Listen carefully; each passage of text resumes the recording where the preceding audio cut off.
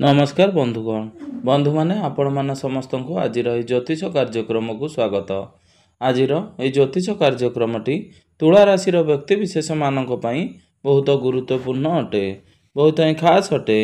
कारण आज भिडियो रे आमे माने जानिबा जे तुला राशि व्यक्ति विशेष मानकर एही जुलाई 2025 टी किपरि रहिछि। तुला राशि मासिक राशिफल उपरे आलोचना करिबा।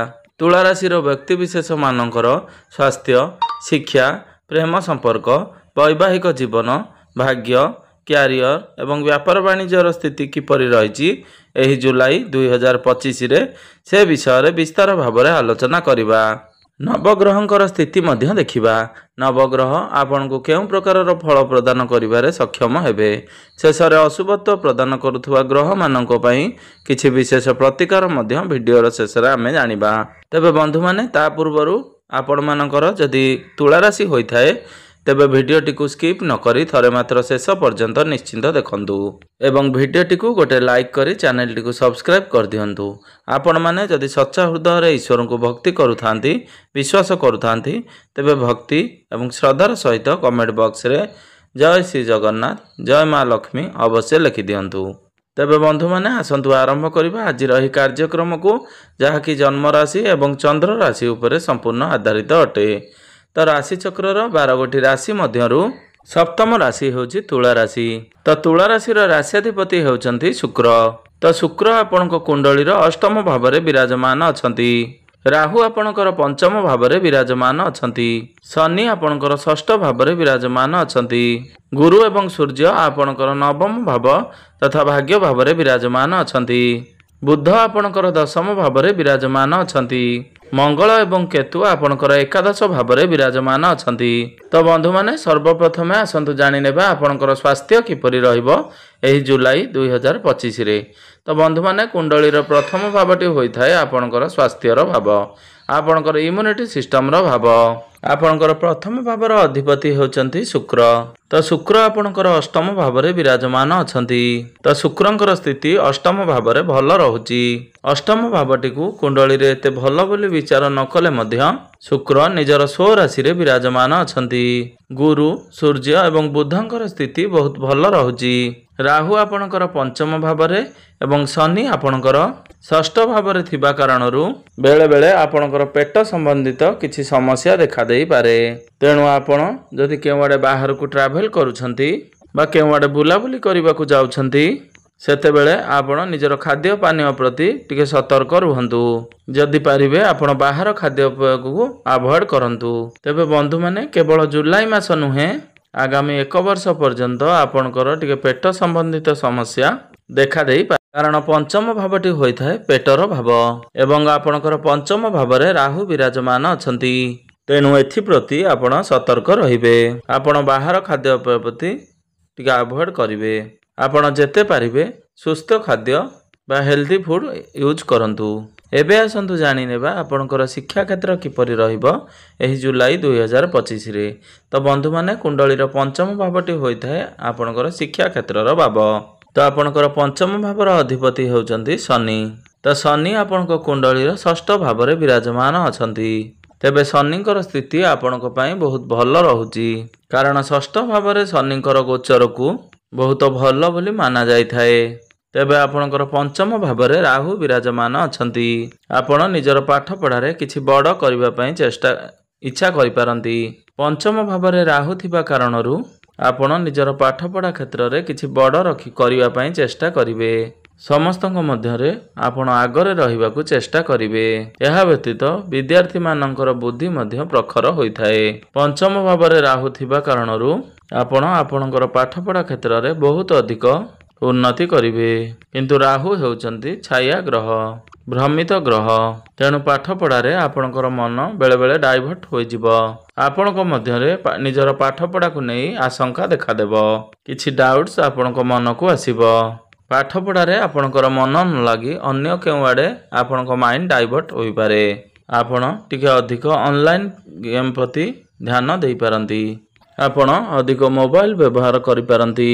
तो सेथि प्रति आपण विशेष ध्यान देबा उचित। तेबे जुलाई मासरे जदि आपणकर कोनसी एग्जाम रहुची ସେଥିରେ ଆପଣ ନିଶ୍ଚିନ୍ତ ଭାବରେ ଉତ୍ତୀର୍ଣ୍ଣ ହେବେ। କାରଣ ସୂର୍ଯ୍ୟ ଏବଂ ବୁଧଙ୍କର ସ୍ଥିତି ବହୁତ ଭଲ ରହୁଛି। ଆପଣ ଯଦି ଏହି ସମୟରେ କୌଣସି କମ୍ପିଟେଟିଭ୍ ଏକ୍ଜାମ୍ ଦେଉଛନ୍ତି ତ ନିଶ୍ଚିନ୍ତ ଭାବରେ ଆପଣଙ୍କୁ ସଫଳତା ପ୍ରାପ୍ତି ହେବ। ଏବେ ଆସନ୍ତୁ ଜାଣିନେବା ଆପଣଙ୍କର ପ୍ରେମ ଜୀବନ କିପରି ରହିବ ଏହି ଜୁଲାଇ 2025ରେ। ତ ବନ୍ଧୁମାନେ, କୁଣ୍ଡଳୀର ପଞ୍ଚମ ଭାବଟି ଆପଣଙ୍କର ଶିକ୍ଷାର ଭାବ ହେବା ସହିତ ପଞ୍ଚମ ଭାବଟି ହୋଇଥାଏ ଆପଣଙ୍କର ପ୍ରେମ ଜୀବନର ଭାବ, ଆପଣଙ୍କର ସନ୍ତାନର ଭାବ। ତ ଆପଣଙ୍କର ପଞ୍ଚମ ଭାବର ଅଧିପତି ହେଉଛନ୍ତି ଶନି।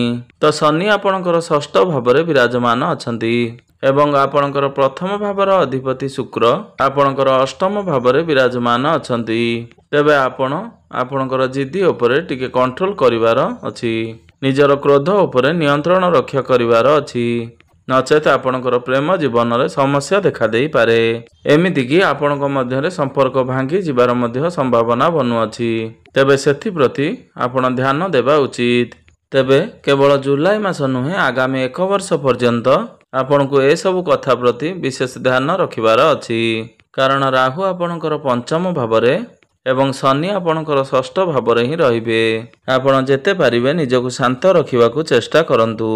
ଆପଣ କ୍ରୋଧକୁ ଦମନ କରିବାକୁ ଚେଷ୍ଟା କରନ୍ତୁ। ଆପଣ ନିଜ ଭିତରେ ତାଳମେଳ ଠିକ୍ ରଖିବା ପାଇଁ ଚେଷ୍ଟା କରନ୍ତୁ, ନଚେତ ରାହୁ ଆପଣଙ୍କୁ ଆକସ୍ମିକ ଭାବରେ ବ୍ରେକଅପ୍ କରିଦେଇ ପାରନ୍ତି। ଆପଣଙ୍କ ମଧ୍ୟରେ ବିନା କାରଣରେ ଆର୍ଗୁମେଣ୍ଟ ବା କଳି ଝଗଡ଼ା ହୋଇପାରେ। ଆପଣ ଏଥିପ୍ରତି ବିଶେଷ ଧ୍ୟାନ ଦେବା ଉଚିତ। ଏବେ ଆସନ୍ତୁ ଜାଣିନେବା ଆପଣଙ୍କର ବୈବାହିକ ଜୀବନ କିପରି ରହିଛି ଏହି ଜୁଲାଇ 2025ରେ। ତ ବନ୍ଧୁମାନେ, କୁଣ୍ଡଳୀର ସପ୍ତମ ଭାବଟି ହୋଇଥାଏ ଆପଣଙ୍କର ବୈବାହିକ ଜୀବନର ଭାବ, ଆପଣଙ୍କର ଜୀବନ ସାଥୀର ଭାବ। ତ ଆପଣଙ୍କର ସପ୍ତମ ଭାବର ଅଧିପତି ହେଉଛନ୍ତି ମଙ୍ଗଳ। ତ ମଙ୍ଗଳ ଆପଣଙ୍କର ଏକାଦଶ ଭାବରେ ବିରାଜମାନ ଅଛନ୍ତି। ତ ମଙ୍ଗଳ ଆପଣଙ୍କର ଏକାଦଶ ଭାବରେ କେତୁଙ୍କ ସହିତ ବିରାଜମାନ ଅଛନ୍ତି। ତେବେ ଏହି ଜୁଲାଇ ମାସରେ ଆପଣଙ୍କର ବୈବାହିକ ଜୀବନ ବହୁତ ଭଲ ରହୁଛି, କାରଣ ମଙ୍ଗଳ ଆପଣଙ୍କର ଏକାଦଶ ଭାବରେ ବିରାଜମାନ ଅଛନ୍ତି। ଏକାଦଶ ଭାବଟି ହୋଇଥାଏ ଲାଭର ସ୍ଥାନ। କୁଣ୍ଡଳୀରେ ଏକାଦଶ ଭାବଟିକୁ ବହୁତ ଶୁଭ ବୋଲି ବିଚାର କରାଯାଇଥାଏ। ଏହି ଜୁଲାଇ ମାସରେ ଆପଣ 2 ଜଣ ମିଶି କୌଣସି ଏକ ବଡ଼ କାମର ଆରମ୍ଭ କରିପାରନ୍ତି। ଆପଣ କିଛି ବଡ଼ ପ୍ଲାନିଂ କରିପାରନ୍ତି। ଆପଣ ଫ୍ୟାମିଲି ପ୍ଲାନିଂ କରିପାରନ୍ତି। ଯେଉଁମାନେ ସନ୍ତାନ ସନ୍ତତିର କାମନାରେ ରହିଥିଲେ ସେମାନଙ୍କୁ ସନ୍ତାନ ପ୍ରାପ୍ତି ହୋଇପାରେ। ଆପଣଙ୍କର ଲାଇଫ୍ ପାର୍ଟନରଙ୍କର କ୍ୟାରିୟରରେ ଗ୍ରୋଥ ଆସିବ। ଆପଣ 2 ଜଣ ମିଶି କୌଣସି ସ୍ଥାନକୁ ବୁଲିବାକୁ ଯାଇପାରନ୍ତି। ଆପଣଙ୍କୁ ଭ୍ରମଣ ସୁଖ ପ୍ରାପ୍ତି ହେବ। ତ ଜୁଲାଇ ମାସରେ ଆପଣଙ୍କର ବୈବାହିକ ଜୀବନ ବହୁତ ଭଲ ରହିବ। ଏବେ ଆସନ୍ତୁ ଜାଣିନେବା ସବୁଠାରୁ ଗୁରୁତ୍ୱପୂର୍ଣ୍ଣ ବିଷୟବସ୍ତୁ, ଆପଣଙ୍କର ଭାଗ୍ୟ, କ୍ୟାରିୟର ଏବଂ ବ୍ୟାପାର ବାଣିଜ୍ୟର ସ୍ଥିତି କିପରି ରହିଛି ଏହି ଜୁଲାଇ 2025ରେ। ତ ବନ୍ଧୁମାନେ, କୁଣ୍ଡଳୀର ନବମ ଭାବଟି ହୋଇଥାଏ ଆପଣଙ୍କର ଭାଗ୍ୟର ଭାବ। ତ ଆପଣଙ୍କର ନବମ ଭାବର ଅଧିପତି ହେଉଛନ୍ତି ବୁଧ। ତ ବୁଧ ଆପଣଙ୍କର ଦଶମ ଭାବରେ ବିରାଜମାନ ଅଛନ୍ତି। ଆପଣଙ୍କର ନବମ ଭାବରେ ଅର୍ଥାତ୍ ଭାଗ୍ୟ ଭାବରେ ଭାଗ୍ୟର କାରକ ଗୁରୁ ଏବଂ ସୂର୍ଯ୍ୟ ବିରାଜମାନ ଅଛନ୍ତି, ଯାହା ଫଳରେ ଜୁଲାଇ ମାସରେ ଆପଣଙ୍କର ଭାଗ୍ୟ ବହୁତ ଭଲ ରହିବ। ପ୍ରତ୍ୟେକ କାର୍ଯ୍ୟରେ ଆପଣଙ୍କୁ ଆପଣଙ୍କର ଭାଗ୍ୟର ସାଥ ମିଳିବ। ଭାଗ୍ୟ ଆପଣଙ୍କର ବହୁତ ଷ୍ଟ୍ରଙ୍ଗ ରହୁଛି। ଆପଣ କିଛି ବଡ଼ କାର୍ଯ୍ୟର ଯଦି ଆୟୋଜନ କରିବାକୁ ଚାହୁଁଛନ୍ତି ବା କିଛି ବଡ଼ ଇନଭେଷ୍ଟମେଣ୍ଟ କରିବାକୁ ଚାହୁଁଛନ୍ତି, କିଛି ବଡ଼ ଜିନିଷ କିଣାକିଣି କରିବାକୁ ଚାହୁଁଛନ୍ତି କିମ୍ବା ଆପଣଙ୍କର କୌଣସି ମିଟିଂ କିମ୍ବା ଡିଲ୍ ରହିଛି, ତେବେ ପ୍ରତ୍ୟେକ କ୍ଷେତ୍ରରେ ଆପଣଙ୍କୁ ସଫଳତା ପ୍ରାପ୍ତି ହେବ। ଆପଣ କୌଣସି ଧାର୍ମିକ ସ୍ଥାନକୁ ଯାତ୍ରା କରିପାରନ୍ତି। ଧର୍ମ ଆଡ଼କୁ ଆପଣଙ୍କର ମନ ଅଗ୍ରସର ହେବ। ଆପଣ କୌଣସି ନୂତନ ଜମି, ଭୂମି, ପ୍ରପର୍ଟି, ଯାନବାହନ ଇତ୍ୟାଦି କିଣାକିଣି କରିପାରନ୍ତି। ଯେଉଁ ବ୍ୟକ୍ତିବିଶେଷମାନେ ସେୟାର ମାର୍କେଟ, ଷ୍ଟକ୍ ମାର୍କେଟ ଏବଂ ଟ୍ରେଡିଂରେ କାମ କରୁଛନ୍ତି ସେମାନଙ୍କୁ ଆକସ୍ମିକ ଭାବରେ ଧନ ମଧ୍ୟ ପ୍ରାପ୍ତି ହୋଇପାରେ। ଯେଉଁ ବ୍ୟକ୍ତିବିଶେଷମାନେ ଅନଲାଇନରେ କାମ କରୁଛନ୍ତି, ଡିଜିଟାଲ ମାର୍କେଟିଂର କାମ କରୁଛନ୍ତି, ଟିଚରସିପ୍ରେ ଅଛନ୍ତି, ଯେଉଁ ବ୍ୟକ୍ତିବିଶେଷମାନେ କାଉନସିଲିଂର କାମ କରୁଛନ୍ତି, ଟ୍ରାଭେଲ ଆଣ୍ଡ ଟୁର୍ର କାମ କରୁଛନ୍ତି, ସେମାନଙ୍କୁ ନିଶ୍ଚିନ୍ତ ଭାବରେ ସଫଳତା ପ୍ରାପ୍ତି ହେବ। କ୍ୟାରିୟରର କଥା ହେବା ଯଦି, ଦଶମ ଭାବଟି ହୋଇଥାଏ ଆପଣଙ୍କର କ୍ୟାରିୟରର ଭାବ, ଆପଣଙ୍କର କାର୍ଯ୍ୟକ୍ଷେତ୍ରର ଭାବ।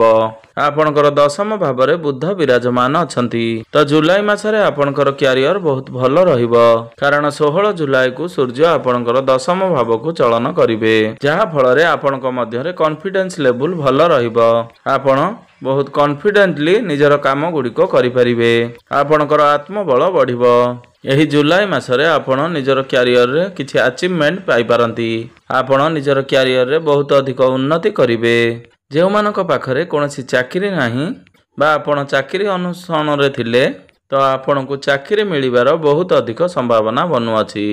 तेणु आपण चाकरी क्षेत्र रे चेष्टा जारी रखंतु एवं जेउ माने पूर्वरु चाकरी करिसंती आपण को आपणकर चाकरी क्षेत्र रे पदोन्नति मिली पारे। कौनसी एमएनसी कंपनी रु आपण को चाकरी ऑफर आसी पारे। आपण आपणकर कर्म को नहीं विदेश यात्रा करि पारंती। आपणकर निकट को नुआ नुआ काम मध्य आसी पारे। तो जुलाई मासरे आपणकर कैरियर सर्वश्रेष्ठ रहिबो।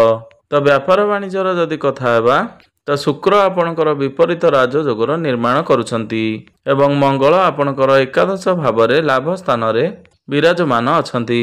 तो बुधंकर स्थिति मध्य बहुत भल रहुची कारण बुध आपणकर केंद्र रे विराजमान अछंती। यार अर्थ हेउची जुलाई मासरे आपणकर व्यापार वाणिज्य बहुत भल रहिबो।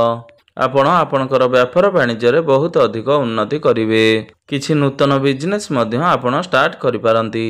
आपणकर डेली इनकम बढ़िबो। फाइनेंशियल ग्रोथ हेबो। आपण बैंक रे टंका किछि संचय करि परिवे। एही समय रे आपण किछि पार्टनरशिप बिजनेस स्टार्ट करि पारंती। तो जुलाई मासरे आपणकर व्यापार वाणिज्यर स्थिति बहुत भल रहिबो। एबे आसंतु जानि नेबा किछि विशेष प्रतिकार विषय रे जे प्रतिकार गुड़िक करबा द्वारा आपणकर जे सब अशुभत्व रहुची से गुड़िक खंडन होई आपणको शुभ फल प्राप्ति हेबो। तो प्रत्येक दिन आपण शुक्रंकर बीज मंत्र जप 108 थर अवश्य करंतु एवं प्रत्येक दिन माता लक्ष्मींकर आराधना करंतु एवं प्रत्येक दिन उदित सूर्य को तंबा पात्र रे जलार्घ्य अर्पण करंतु। यह व्यतीत आपण प्रत्येक दिन हनुमान चालीसार जप अवश्य करंतु। तो निश्चित भाव आपण को अधिक मात्रा रे शुभ फल प्राप्ति हेबो। तेबे बंधु माने आपणकर जीवन मंगलमय हेउ एहा ही ईश्वर निकट रे